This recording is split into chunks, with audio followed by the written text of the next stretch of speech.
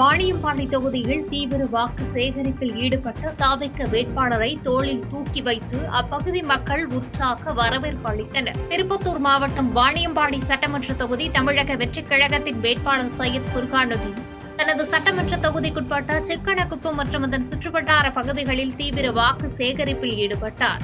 அப்போது அங்கிருந்து தொகுதி மக்கள் மேலதாளம் முழங்க வேட்பாளரை தோளில் தூக்கி வைத்து உற்சாக வரவேற்பு அளித்தனர்.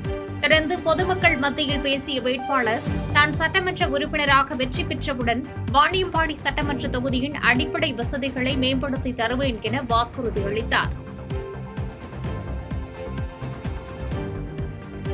செய்திகளை உடனுக்குடன் தெரிந்து கொள்ள கீழ்கண்ட கேபிள் மற்றும் டிடிஎச் நெட்வொர்க்குகளில் எம்நாடு செய்தி தொலைக்காட்சியை காணுங்கள்.